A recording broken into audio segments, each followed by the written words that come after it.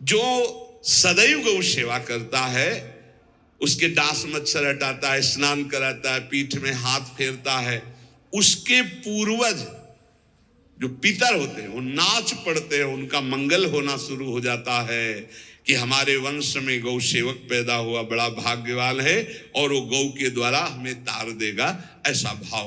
गौ सेवा हमारे सनातन धर्म में बहुत बड़ा स्थान गौ सेवा का है। जो रोज गाय को प्रणाम करता है और गाय की प्रदक्षिणा करता है तो भगवत प्रदक्षिणा का उसे फल प्राप्त होता है। यदि घर में गाय बंधी है और भूखी है और प्यासी है तो तुम्हारे सारे पुण्य नष्ट हो जाएंगे। गौ का बहुत बड़ा महत्व वर्णन किया गया धर्म शास्त्रों में, यहाँ तक कि जब कोई ऋषि नाराज होता था तो आगे गाय करके जाया जाता था तो क्षमा हो जाती थी, गाय को देखते ही वो क्षमा कर देते थे। जो मुक्ति है वो विशुद्ध बोध से है, जो भक्ति है वो विशुद्ध प्रेम से है, और जो धर्म है उसके अंग है। हाँ, ये धर्म के अंग है। इबादत सतरत सतरत सा लोकान ताजत मम भक्ति युक्तो भुवनम पुनाति तीर्थी कुर्वन्ति तीर्थानि। गंगा जी भी इंतजार करते हैं ऐसे महापुरुष का जिसका निरंतर भगवदाकार चिंतन चलता रहता है। गृहस्थ धर्म में जैसे है या जिनके पास बहुत अर्थव्यवस्था है, उनको चाहिए कि गौ सेवा से बहुत जल्दी शरीर पवित्र होता है, हृदय भी पवित्र होता है और गोविंद भी प्रसन्न होते हैं। यदि गावः प्रदक्षिणेर कार्या वंदनीया ही नित्यशः मंगलायतनम दिव्याः श्रेष्ठास्पेता स्वयंभुवा। यदि गाय घर में पाली जाए या गौशाला खोली जाए और गौओं की सेवा की जाए, जिनके पास अर्थ है, भाव है, भगवान स्वयं श्री कृष्णचंद्र जी ने गौ सेवा स्वीकार की, गौ में चराई। गौओं की परिक्रमा करने से, जैसे आप प्रभु के बिहारी जी के मंदिर की 4 परिक्रमा करें तो जो फल आपको मिलेगा वही गाय की 4 परिक्रमा कर ले तो आपको प्राप्त हो जाएगा। गौ की प्रदक्षिणा से, गावः प्रदक्षिणी कार्या वंदनीया ही नित्यशः, जो रोज गाय को प्रणाम करता है और गाय की प्रदक्षिणा करता है तो भगवत प्रदक्षिणा का उसे फल प्राप्त होता है। जहां गौएं विराजमान होती हैं वो बड़ा पवित्र दिव्य तीर्थ स्थल माना जाता है। गौएं जहां विराजमान रहती, गौशाला में भजन करे तो कई गुना बढ़कर के प्राप्त होता है।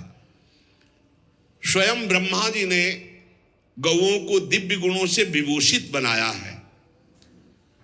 अप्यागाराणि विप्राणाम देवतायतनानि च यद गोमयेन शुद्ध्यन्तिम किम ब्रूमो हृदिकम ततः। गाय के गोबर से जहां लेपा जाता है वहां जिस देवता का आह्वान करोगे वही देवता आकर विराजमान हो जाएगा। अपवित्र भूमि में भी यदि गाय के गोबर का लेप कर दिया जाए तो परम पवित्र मानी जाती है। गाय बहुत पवित्र, जहां वो बैठती है, जहां वो मूत्र त्याग करती, गोबर त्याग करती, वो स्थान तीर्थ तुल्य पवित्र माना जाता है। भगवान जब गाय के पीछे पीछे चलते तो गोरज उड़कर उनके मस्तक पर विराजमान होती, उनके मुखार बिंदु पर विराजमान होती। बाल गोविंद के अनिष्टों को दूर करने के लिए गाय के पूंछ को उनके ऊपर ऐसे झाड़ा देती थी मैया। जब गुरु मंत्र वैदिक सिद्धांत से दिया गया था पहली बार तो पंचगव्य पिलाया गया था। गोमूत्रम गोमयम क्षीरम दधि सर्पिस तथैव च गवाम पंच पवित्राणि पुनन्ति सकलम जगत। कितना भी बड़ा पापी हो, अगर पंचगव्य पिलाया जाए तो वो वैदिक मंत्रों को स्वीकार करने लायक हो जाता है, पवित्र हो जाता है। पंचगव्य में 5 चीजें गाय की होती है। गाय का मूत्र, गाय का गोबर, गाय का दूध, गाय का दही और गाय का घी, ये 5 मिलाकर पंचगव्य पिलाया गया था। पहली बार जब वैदिक मंत्र दिया गया था तो पंचगव्य बनवाया था गुरुदेव भगवान ने संन्यास, और वो पिलाया था। ये पंचगव्य पिलाने से अपवित्रता का नाश होकर पवित्रता का संचार होता है। इसलिए धन्य है उनका जीवन जो गौ सेवा परायण है भगवत भाव से। गाय में साक्षात भगवान का भाव रखकर गौ सेवा करते हैं।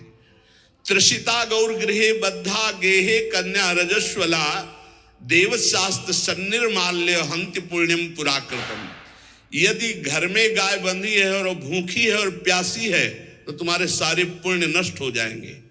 जो गौ के शरीर को स्नान कराता है, गौ के शरीर को कीट आदि से मच्छर आदि से रक्षा करता है और खूब अच्छा अच्छा पदार्थ गौ को, केवल दूध के लोभ से नहीं, ये हम गौ सेवा की बात कर रहे हैं। ये कि नहीं वहां 10 लीटर दूध देती तो हाथ फेरो, जब दूध नहीं देती है तो चारा भी ठीक से नहीं दे रहे और उसके ये स्वार्थी हो। गौ सेवा का बात नहीं, वो दूध का लोभी केवल व्यापार की बात करता है। गौ सेवा का तात्पर्य है गौ सेवा केवल खूब बछड़े को पिला दिया प्रसाद रूप से, जो दूध मिला उसका अपने सेवन की वो बात तो अलग है। अब बछड़े को तो जरा सा केवल पिन्हाने के लिए कर दिया और खूब सारा दूध लीटर में नाप करके जा रहा है और उस समय तक तो खवाओ पियाओगे ही खूब अच्छे से। उसके बाद जब दूध देना बंद किया तो उसका आदर सत्कार खत्म, खोल के बाहर ऐसे वो प्लास्टिक खाते घूम रही है, तो ये गौ सेवा नहीं मानी जाएगी, वो स्वार्थ पूर्ति मानी जाएगी।